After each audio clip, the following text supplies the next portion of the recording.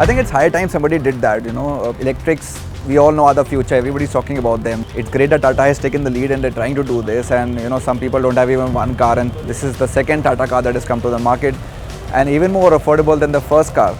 So it is a great step. I think it can only get better. The numbers can only get bigger and larger, and it's a very good sign per se for the Indian auto sector. I'll say it is very relevant given the times that we're living in.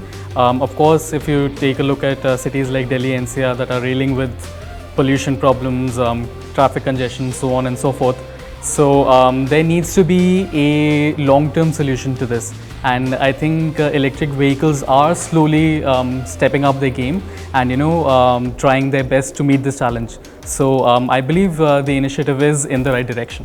Well, I think it's a fantastic initiative, and this being the second car, the second big launch from Tata in the EV segment, just shows their commitment towards the EV technology, so to say, and also their long-term goal of electrifying cars in India.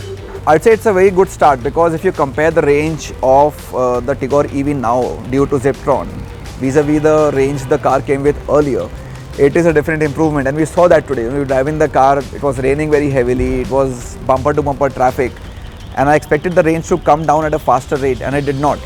So you're getting a much higher range, and that is the biggest concern that buyers have when they buy electric cars. Another thing that you've done well is that you've taken care of the warranty. So if you're getting a 8-year warranty on the motor and the batteries, again a lot of your concerns are addressed. So I think these are the two major issues that people have with electric cars, and I think both of them Tata has tried to address them well with the car. Well, I like this Ziptron technology. I think it's very good.